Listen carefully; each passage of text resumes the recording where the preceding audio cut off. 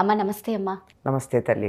కర్పూరంలో 2 రకాలు ఉంటాయమ్మ, పచ్చ కర్పూరం, మామూలు కర్పూరం. కానీ ఈ పచ్చ కర్పూరం వాసన మాత్రం చాలా గుమాలిస్తూ ఉంటుంది, చాలా పవిత్రమైంది అంటారు. ఈ పచ్చ కర్పూరంకి మామూలు కర్పూరంకి ఏంటమ్మా తేడా? తాకట్టులో ఉన్న బంగారాన్ని విడిపించి ఆ రోజు ఆన్లైన్ రేటుకే మేము కొంటాం. Sharma gold company. పచ్చకర్పూరం పూర్తిగా చెట్టు నుంచి వచ్చేదమ్మా. మామూలు కర్పూరం కూడా చెట్టు నుంచే వస్తుంది, కానీ ఇంకా రసాయనాలతో కూడా తయారయ్యేటటువంటిది ఉంది దాంట్లో.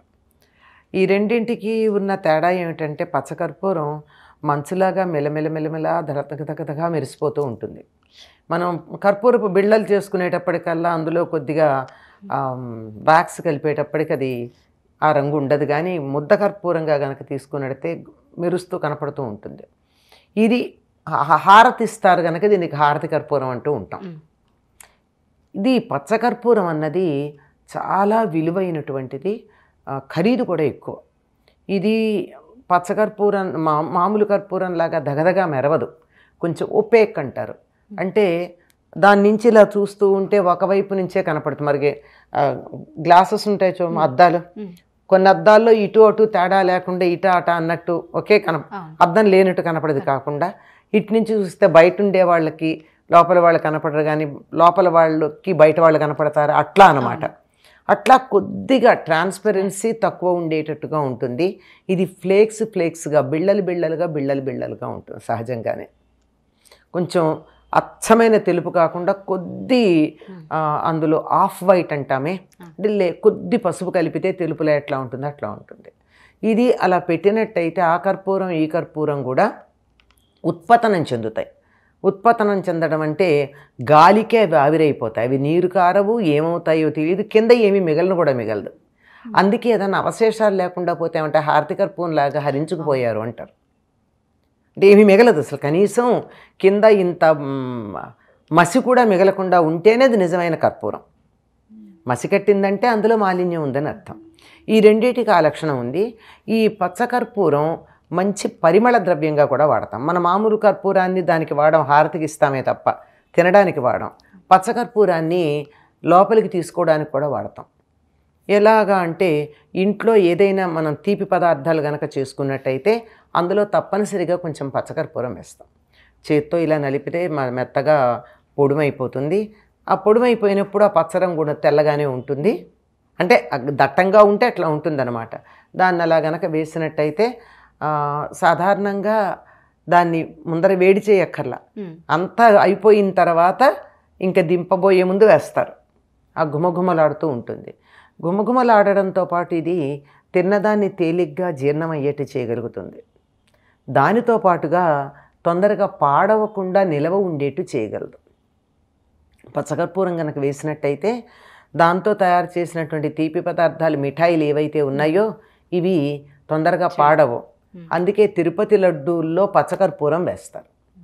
ఈ పచ్చకర్పూరం వేయడం వల్ల లడ్డు మనం తిరుపతిలో కొనుక్కుని 3 రోజులు 4 రోజులు ప్రయాణం చేసి ఇంటికి వచ్చాక అప్పటికి కూడా పాడవదు.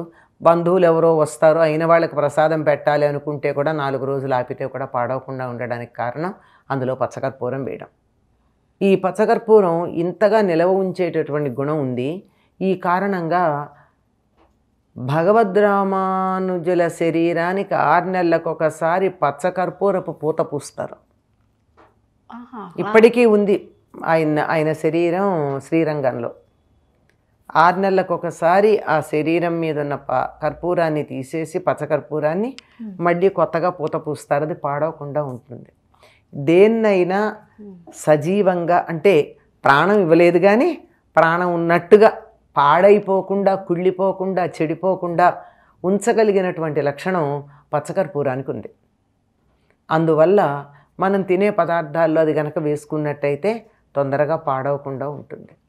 ఇంకొక విశేషం, వెంకటేశ్వర స్వామికి తిరునామం అలంకరిస్తారు కదా. తిరునామంలో చుట్టూ తెల్లగా ఉంటుంది, మధ్యలో ఎర్రని నామం ఉంటుంది. ఆ తెలుపు దేంతో చేస్తారంటారు? పచ్చకర్పూరపు పొడి. ఆ పచ్చకర్పూరపు పొడితోనే ఆయన తిరునామాన్ని అలంకరిస్తారు ఆయనకి. అంటే ఇప్పుడు మీరు మామూలు కర్పూరం అయితే తొందరగా హరిస్తుంది అంటారు, ఈ పచ్చకర్పూరం అయితే అలా ఉండదా అమ్మ? హరిస్తుంది, అది కూడా హరిస్తుంది. అంటే ఈ వారమే కదా, ఇప్పుడు మీరు కర్పూరం తీసి మంచి కర్పూరం, ఈ బిళ్ళలు కావు, అదే బిళ్ళలు కూడా కొద్ది కాలానికి హరిస్తాయి కానీ చాలా కాలానికి మంచి కర్పూరం తెచ్చి అక్కడ పెట్టేయండి, ఉండదు. లేదా ఎయిర్ టైట్గా డబ్బాలో పెట్టి కర్పూరాన్ని పెట్టండి, ఓ 15 నెల రోజుల తర్వాత తీస్తే కింద ఉన్నటువంటి కర్పూరం మూతకు అడుగున అతుక్కుని ఉంటుంది. ఎట్లా వెళ్ళిందంటే గాలికి ఆవిరైంది, పైన మూత ఉంది, వాతావరణం చల్లగా ఉంది, బయటికి వెళ్ళలేదు, అంచేత ఆవిరి కాస్త అది గడ్డగట్టి మూత దగ్గర ఉంటుంది కర్పూరం. అలా ఉందంటే అది మంచి కర్పూరం అని అర్థం. పచ్చకర్పూరం కూడా అంతే. అందుకే మనం వంటల్లోకి తెచ్చుకున్న పచ్చకర్పూరాన్ని పూర్వకాలం చాలా కష్టపడి నిలవబెట్టేవాళ్ళు. ఈ రోజుల్లో మనం ఏం చేస్తున్నాం, ఎయిర్ టైట్ డబ్బాల్లో పెట్టి ఫ్రిడ్జ్లో పెట్టుకుంటున్నాం. లేకపోతే కొన్న తర్వాత ఏమైందో 4 రోజుల తర్వాత వెతుక్కోవాలి ఎక్కడుందని. తర్వాత మనం వక్కపొడి ఒకటి ఉంది కదా మనకి, తెలుగు వాళ్ళు తమిళియన్స్కి చాలా మంచి అలవాటు అంటామో చెడు అలవాటు అంటామో తెలియదు కానీ ఒక అలవాటు. అందులో కూడా సుగంధ ద్రవ్యాల్లో ప్రధానంగా వాడేది పచ్చకర్పూరం. తాంబూలంలో కూడా తప్పనిసరిగా పచ్చకర్పూరం వాడతారు, చిన్న పలుకు. ఈ పచ్చకర్పూరం పలుకు పుదీనా పువ్వు అని చెప్తాం, మింట్ అంటాం, క్రిస్టల్స్ ఉంటాయి అవి. ఆ మింట్ క్రిస్టల్ ఒకటి, ఈ పుదీనా పువ్వు అనేది మింట్ క్రిస్టల్. తర్వాత ఈ పచ్చకర్పూరం 2 కలిపి అరచేతులు వేసి ఇలా కలపండి, 2 కలిపి నీళ్ళు అయిపోతాయి. కొంచెం సేపటికి ఆ నీళ్లు కూడా ఉండవు, అక్కడ ఆవిరైపోతాయి. బాగా తలనొప్పి ఉన్నటువంటి వాళ్ళకి పూర్వకాలం ఇళ్లల్లో అంతే చేసేవాళ్ళు. పచ్చకర్పూర పలుకు ఒకటి, ఈ పుదీనా పువ్వు పలుకు ఒకటి కలిపి అరచేతుల్లో ఇట్లా వేసుకుని ఈ 2 కణతలకి ఇలా అంటించేసి ఇంకా కావాలంటే కాసేపు ఇలా కూడా పెట్టి అంటే ఒక 5-10 నిమిషాల్లో తలనొప్పి తగ్గుతుంది. అమ్మంటే ఇది ఇప్పుడు మీరు అన్నారు కదా, మనం తిండిలో కూడా వేసుకోవచ్చు ఆహారం అంటే, దానికి ఒక మోతాదు అనేది ఉంటుందేమో. ఉండే వాళ్ళకి తెలుస్తుంది. మరీ ఎక్కువ వేస్తే ఘాటు ఎక్కువగా ఉంటుంది, ఎంత ఘాటున్నా వాసన అంతే ఉంటుంది. వాసనలో ఎక్కువతో ఇప్పుడు 10 గులాబీ పూలు పెట్టినా 100 గులాబీ పూలు పెట్టినా 1 గులాబీ పువ్వు పెట్టినా గులాబీ వాసనలో దట్టం ఉండదు. ఎక్కువ దూరం వ్యాపించడంలో తేడా ఉంటే ఉండాలి. కానీ 1 గులాబీ పువ్వు వాసన ఉంటే కొంచెం ఉండి, 2 గులాబీలు గట్టిగా ఉండి, 10 గులాబీలు ఉంటే మనం భరించలేనంత గులాబీ వాసన ఉంటుందని ఏం లేదు కదా, లేదు, అంతే లెక్క. అట్లా ఉంటుంది. ఈ ఒక్కపొడిలో కూడా తప్పనిసరిగా అన్ని రకాలైనటువంటి పదార్థాలు, అందులో సుగంధ ద్రవ్యాలు వేస్తారు కదా, యాలక్కాయలు, లవంగాలు, తర్వాత ఇంకా అనేక రకాలైన సుగంధ ద్రవ్యాలు ఉన్నాయి. కొన్నిటి పేర్లు మన వాళ్ళకి చాలామందికి తెలియని కూడా తెలియవు. జాజికాయ, జాపత్రి, ఒక ప్రత్యేకమైనటువంటి లవంగం వేరే ప్రత్యేకం, ఇలాంటివన్నీ కలిపి చక్కగా మంచి నేతిలో వేయించి వాటిని పొడుంచేసి ఆ పొడుము అలా ఉండగా ఈ పచ్చకర్పూరమును పుదీనా పువ్వు కలిసి నలిపేసి దాంట్లో కలిపేస్తారు. కలిపి అది ఒక పలుకుల్లో కలుపుతారు. ఇళ్లలో తయారు చేసుకునేవాళ్ళు పూర్వకాలం. ఇలా చేయడమే కాదు, అన్నం తిన్నాక తాంబూలం వేసుకునేటప్పుడు తప్పనిసరిగా పచ్చకర్పూరం వాడేవాళ్ళు.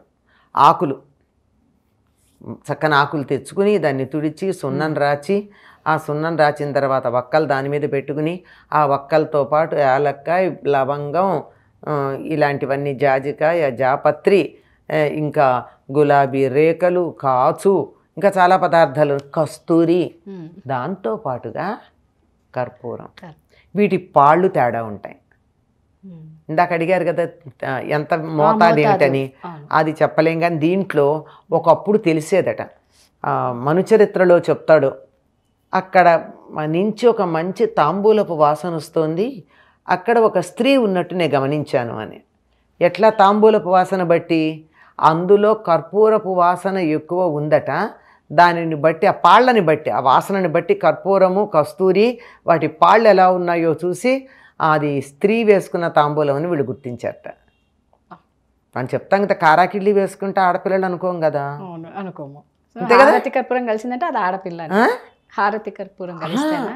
హారతి కాదు, మామూలు పచ్చకర్పూరం. అది అందులోనూ మనం ఇక్కడ అనుకుంటున్నాం, మనకి తెలియడానికి ఉదాహరణ చెప్పా. కానీ ఇలాంటి పిచ్చి తాంబూలాలు వేసుకునేవాళ్ళు కదా పూర్వం. ఇదంతా ఆరోగ్యాన్ని చెడగొట్టేవి. అవి చక్కగా ఉండేవి, ఆరోగ్యాన్ని పెంపొందించేవి, చక్కగా ఉండేవి అవి. అలా తప్పనిసరిగా పచ్చకర్పూరం మన నిత్య జీవితంలో, ఆహారంలో ఉపయోగపడేటటువంటి ఆరోగ్యాన్ని పెంపొందించేటటువంటి జీవశక్తిని నిలబెట్టేటటువంటి ఒక సుగంధ ద్రవ్యం. అమ్మవారికి హారతి ఇచ్చేటప్పుడు కూడా పచ్చకర్పూరంతో ఇచ్చే పద్ధతి ఉంది. పచ్చకర్పూరంతో, మామూలు కర్పూరంతో కాక ఈ పచ్చకర్పూరంతో హారతిస్తారు. అది చాలా విశిష్టమైంది. మనం ఈ శ్రావణ మాసంలో అమ్మవారికి శుక్రవారాలన్నా పచ్చకర్పూరంతో హారతిద్దాం అమ్మవారి అనుగ్రహాన్ని పొందడానికి. శుక్రవారం పూట్ల ఉదయం సాయంత్రం ఎప్పుడో ఒకప్పుడు, ఎప్పుడు పూజ చేస్తే అప్పుడు. చాలా చక్కగా చెప్పారమ్మా. ధన్యవాదాలు. ధన్యవాదాలు.